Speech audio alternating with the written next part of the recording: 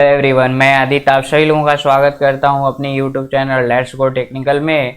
तो चलिए स्टार्ट करते हैं आज के इस वीडियो को। तो आज का आपको इस वीडियो के अंतर्गत एमएस वर्ड एप्लीकेशन के बारे में जानकारी दी जाएगी। तो सबसे पहले एमएस वर्ड एप्लीकेशन को चालू कर लेते हैं। तो एमएस वर्ड एप्लीकेशन चालू कर लिया मैंने, और चालू करने के बाद जो है आपको एमएस वर्ड के अंतर्गत जो है कौन सा ऑप्शन बताया जाएगा। तो इसके पिछले वीडियो में आपको पैराग्राफ ग्रुप और फंड ग्रुप के बारे में जानकारी दी जा चुकी है। इसके आगे जब बढ़ते हैं तो यहाँ पे आपको मिलेगा स्टाइल ग्रुप।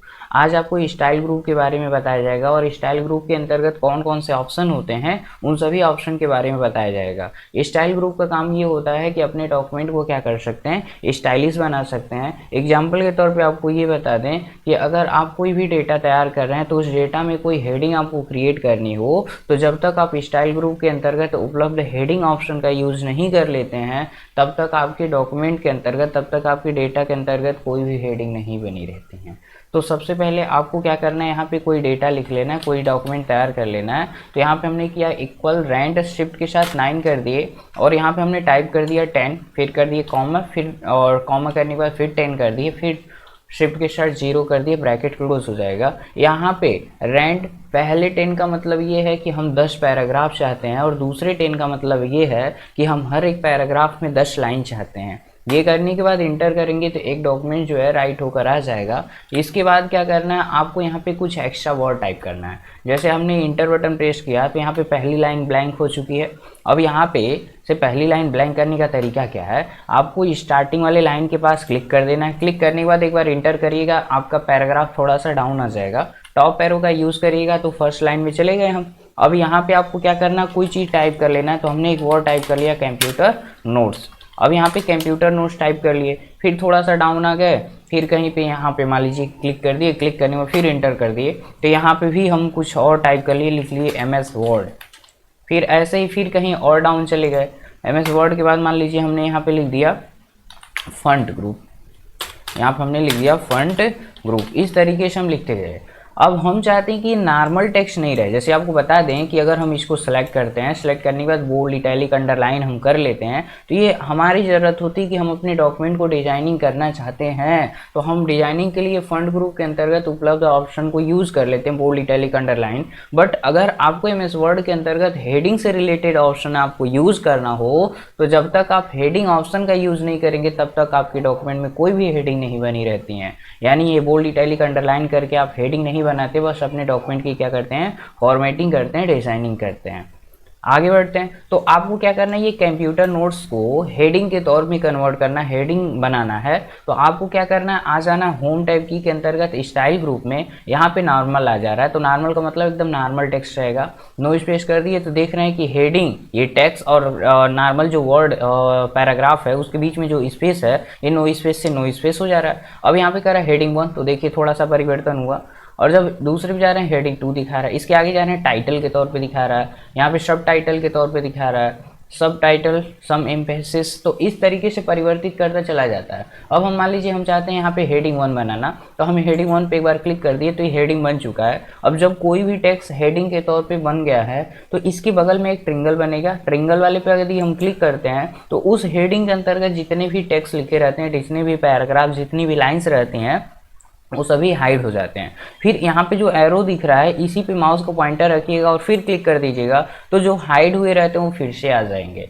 अब देखिए एक और चीज़ जान लीजिए, अगर मान लीजिए ये एमएस वर्ड वाले को हमने सेलेक्ट किया और इसमें भी हेडिंग 1 कर दिए। अब देखिए मेरे पास 2 हेडिंग हो गया, ये भी आपका हेडिंग है और ये भी आपका हेडिंग है। इसी तरीके से मान लीजिए यहाँ पे फंड ग्रुप है, इसको हमने सेलेक्ट किया और इसको बोल्ड कर दिए, इटैलिक कर दिए, अंडरलाइन कर दिए, तो ये आपकी हेडिंग नहीं है। देखिए यहाँ पे ट्रिंगल हाईलाइट नहीं हो रहा है। कहने का मतलब ये है किसी को आपको हेडिंग बनाना है तो आपको हेडिंग ऑप्शन का यूज़ करना जरूरी है। अब आगे बढ़ते हैं। तो यहाँ पे जा रहे थे, तो इस पर जब हम क्लिक किए हैं ट्रायंगल पे, यहाँ क्लिक करते ही उसके अंतर्गत के जितने भी पैराग्राफ्स, लाइंस थे सभी हाइड हो गए। बट इसके पहले क्या था, ये सब हाइड हो चुका था। क्यों? क्योंकि इसके बीच में कोई दूसरी हेडिंग नहीं थी। लेकिन यहाँ पे देखिए एक और हेडिंग बन चुकी है एमएस वर्ड नाम से। तो इसके अंतर्गत का जो ट्रायंगल, इसको जब हम प्रेस करेंगे तो इसके बाद का जो टेक्स्ट रहेगा सब हाइड हो जाएगा। जैसे देख सकते हैं इसमें हमने क्लिक किया, इसके बीच वाला हाईलाइट हो गया, बट इसके बाद जो है वो नहीं आ रहा। तो इस पर हम क्लिक करके क्या कर सकते सकते हैं, हेडिंग के अंतर्गत पैराग्राफ को छिपा सकते हैं और शो करा सकते हैं। तो ये आपकी ज़रूरत के अनुसार चलता है। अब फिर स्टार्ट कर रहे हैं आगे। इसको हम फिर एक बार सेलेक्ट करेंगे और सेलेक्ट करने के बाद यहाँ पे जो एरो डाउन बन रहा है, मोर ऑप्शन है, इस पर क्लिक कर देंगे। क्लिक करने के बाद यहाँ पे एक ऑप्शन मिलेगा क्रिएट ए स्टाइल, यानी जो आप यहाँ से कोई भी चीज़ यूज़ कर ली, अब उसको एक स्टाइलिश के तौर पे रखना चाहते हैं, अपने अनुसार बनाना चाहते हैं, वो तो पहले से बना गया है। क्रिएटिव स्टाइल पे जाइएगा, जाने के बाद क्या करिएगा, मॉडिफाई पे क्लिक कर दीजिएगा। मॉडिफाई पे क्लिक करने के बाद आ जाएगा एक फॉर्मेटिंग, और फॉर्मेटिंग पे आने के बाद यहाँ से हम क्या कर सकते हैं, फॉन्ट स्टाइल चेंज कर सकते हैं। हम चाहते हैं कि इसको एरियल ब्लैक कर दिया जाए तो एरियल ब्लैक हो जाएगा। जो प्रीव्यू यहाँ दिखेगा वही प्रीव्यू यहाँ भी आपको देखने के लिए मिल जाएगा। यहाँ से हम क्या कर सकते हैं, साइज बढ़ा सकते हैं, यहाँ से टेक्स्ट को बोल्ड कर सकते हैं, इटैलिक कर सकते हैं, अंडरलाइन कर सकते हैं। तो ये ज़रूरत के अनुसार चलता है। यहाँ से हम क्या कर सकते हैं, उसके कलर को चेंज कर सकते हैं। देखिए रेड हो गया।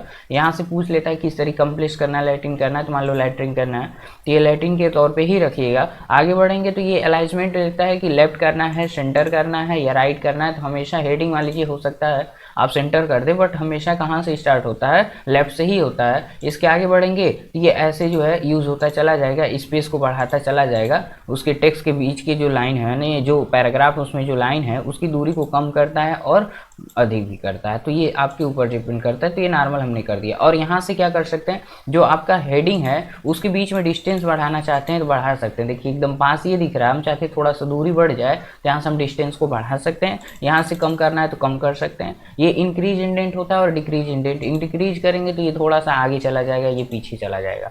ये सब करने के बाद आप क्या करिएगा, ओके कर दीजिएगा। जब ही आप ओके करेंगे तो हेडिंग 1 जो था स्टाइल 1 नाम से सेव हो चुका है। अब हेडिंग 1 नाम नहीं है लेकिन स्टाइल 1 है। हेडिंग है बट इसका नाम क्या है, स्टाइल 1 है। अब देखो कभी भी कोई भी आप टेक्स्ट लिखें, जैसे इसको हमने सेलेक्ट किया, अगर स्टाइल 1 पे क्लिक कर दिए, देखिए उसी फॉर्मेट में चेंज हो गया कि नहीं हो गया। तो इस तरीके से हम क्या कर सकते हैं, हेडिंग बना सकते हैं। अब मान लीजिए ये था हेडिंग बनाने का तरीका। तो जब तक आपको हेडिंग मतलब जब आपको हेडिंग बनाना है तो इस ऑप्शन का यूज़ करना अनिवार्य हो जाएगा, अन्यथा इस वर्ड के अंतर्गत जितने भी हेडिंग से रिलेटेड ऑप्शन देखने के लिए मिलेंगे आप उसका यूज़ नहीं कर पाएंगे। आगे बढ़ रहे हैं तो यहाँ पे कुछ जैसे मान लीजिए टाइटल हमको रखना है तो ये टाइटल के तौर पे रख सकते हैं। सब टाइटल करेंगे थोड़ा सा और डिफरेंट रहेगा। तो इसके अकॉर्डिंग हम क्या कर सकते हैं, अपने डॉक्यूमेंट में थोड़ा सा परिवर्तन कर सकते हैं। आप देखे होंगे कोई भी नोटबुक रहता है तो उसमें अलग अलग फॉर्मेट में जो भी चीज़ें हैं लिखी गई रहती हैं। तो यहाँ पे आपकी ज़रूरत के अनुसार ये सब चलता है। क्लियर फॉर्मेटिंग में जाएंगे तो इसको सेलेक्ट किया मैंने, सेलेक्ट करने के बाद आ जाते हैं यहाँ पे आने वाले क्लियर फॉर्मेटिंग पे क्लिक किए तो पूरा खत्म हो जाएगा। तो आप वहाँ से भी क्लियर फॉर्मेटिंग का यूज़ कर सकते हैं। कहाँ से, यहाँ पे आए और यहाँ पे आकर क्लियर फॉर्मेटिंग पे क्लिक कर दिए और यहाँ से भी आप क्लिक करके उसके फॉर्मेटिंग को ख़त्म कर सकते हैं। तो इस तरीके से हम क्या कर सकते हैं, MS वर्ड के अंतर्गत हेडिंग बना सकते हैं। और हेडिंग बनाने का यही तरीका होता है। एक और तरीका होता है, उसके लिए देखिए क्या करना है। जैसे यही आपको हेडिंग बनाना है तो इसको सेलेक्ट करिएगा।